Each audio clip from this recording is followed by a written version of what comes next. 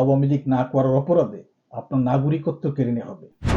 আগামীকাল আওয়ামী লীগ না করার অপরাধে আপনার ভোটাধিকার কেড়ে নেওয়া হবে। আগামীকাল আওয়ামী লীগ না করার অপরাধে আপনাকে পাকিস্তান পাঠানোর ব্যবস্থা করা হবে।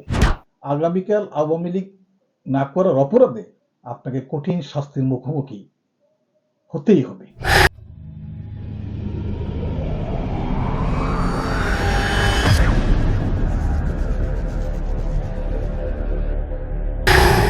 সবাইকে সংগ্রামী শুভেচ্ছা। জুলাই আগস্ট সন্ত্রাসী কর্মকাণ্ডের মাধ্যমে দখলদার ইউনূস বাহিনী পরিকল্পিতভাবে বাংলাদেশের রাষ্ট্রীয় ক্ষমতা অসাংবিধানিক অবৈধভাবে দখল করে আছে। আর দখল করার পরেই দালাল ইউনূস তার অসাংবিধানিক দখলদারিত্ব টিকিয়ে রাখার জন্য একের পর এক দেশপ্রেমিক জনগণের বিরুদ্ধে হত্যা মামলা থেকে আরম্ভ করে নানান রকমের গাল গল্পের মামলা দিয়ে আসছে। শুধু মামলা দিয়ে ক্ষান্ত হয় নাই, মামলা থেকে জামিন নিয়ে বের হওয়ার পরপরই অন্যান্য মামলায় আবার তাদেরকে গ্রেপ্তার করা হচ্ছে।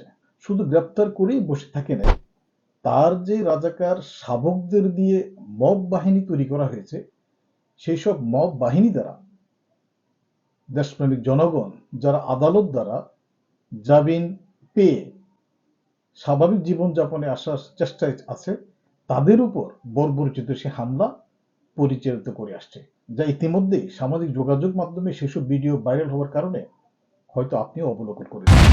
এই যে তাদের একটু প্রশ্ন করুন, জয় বাংলা কি নিষিদ্ধ কোনো স্লোগান? কেন জয় বাংলা বললেই তাদেরকে গ্রেপ্তার করা হবে? আওয়ামী লীগ কি কোনো নিষিদ্ধ সংগঠন?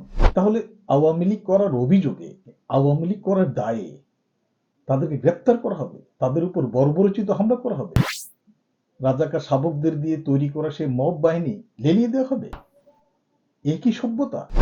ইউনূস কি ওয়েস্টার্ন কালচারে এই ধরনের শিক্ষা সভ্যতা পেয়ে আসছে? প্রশ্ন করুন তাদের। এই যে ইউনূস বাহিনী পরিকল্পিতভাবে রাজাকার শাবকদের দ্বারা মব বাহিনী তৈরি করে সারা দেশে আওয়ামী লীগের দলীয় কার্যালয়ে বুলডোজার দিয়ে গুঁড়ি দেওয়া হয়েছে। আচ্ছা, আগামীকাল যদি দেশপ্রেমিক জনগণ সেই বুলডোজারের অপসংস্কৃতির সাথে পুকুর কাটার ভেকু ব্যবহার করে, তারা কি সেটা সহ্য করতে পারবে? তারা তখন কি বলবে? তাদের কি বলার থাকবে? যে অপসংস্কৃতি ইউনূস বাহিনী সৃষ্টি করেছে, সে অপসংস্কৃতিতে কিন্তু দেশপ্রেমিক জনগণ তাদের পতিত করবে।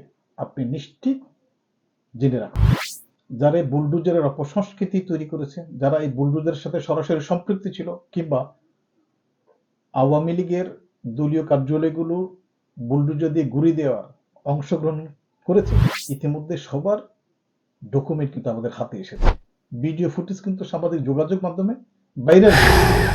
তাদের খুঁজে বের করা খুব কি কঠিন হবে? তবে আমি গ্যারান্টি দিয়ে একটা কথা বলছি, আজকে আওয়ামী লীগ করার অপরাধে যেভাবে দেশপ্রেমিক জনগণকে গ্রেপ্তার করা হচ্ছে, আগামীকাল আওয়ামী লীগ না করার অপরাধে আপনার নাগরিকত্ব কেড়ে নেওয়া হবে। আগামীকাল আওয়ামী লীগ না করার অপরাধে আপনার ভোটাধিকার কেড়ে নেওয়া হবে। আগামীকাল আওয়ামী লীগ না করার অপরাধে আপনাকে পাকিস্তান পাঠানোর ব্যবস্থা করা হবে। আগামীকাল আপনি যদি আওয়ামী লীগের নেতাকর্মী না হন কিংবা আওয়ামী লীগের ফিলোসফি ধারণ না করেন, আপনাকে কঠিন শাস্তির মুখোমুখি হতেই হবে। কারণ এই অপসংস্কৃতি, এই ক্ষমতার অপব্যবহার, এই নোংরা রাজনীতি সৃষ্টি করেছেন আপনারা। সেই অপসংস্কৃতি আপনাদের উপরেই কিন্তু দেশপ্রেমিক জনগণ প্রয়োগ করবে, জেনে রাখুন। মুখ লুকিয়ে মুখোশ পরে আওয়ামী লীগের রাজনীতি কেমন, পাকিস্তানি হানাদার বাহিনীর সেই নিয়েদি শাবকরা ভালো করে জানে, দেশ বিরোধী ষড়যন্ত্রকারীরা ভালো করে জানে।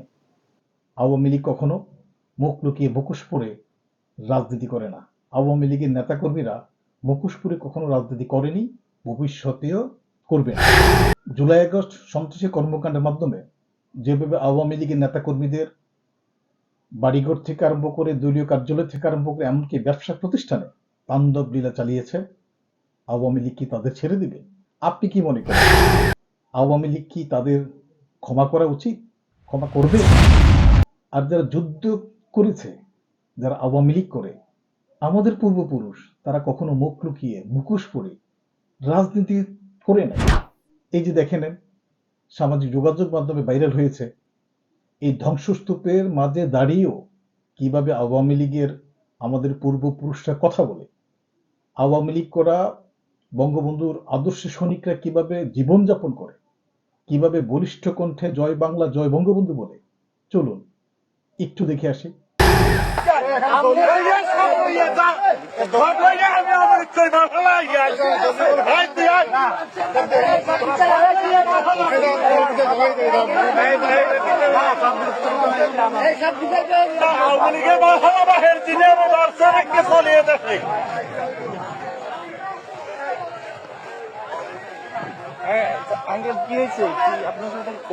আমি আওয়ামী লীগ করি কি মাল ছাড়া গেছে। কি বুঝলেন? এটাই আওয়ামী লীগ। এখন হয়তো আপনার সৃষ্ট অপসংস্কৃতি মোকাবেলার জন্য প্রস্তুত হন, আর নয়তো দেশবাসীর কাছে, দেশের জনগণের কাছে, আওয়ামী লীগের নেতাকর্মীর কাছে ক্ষমা চান।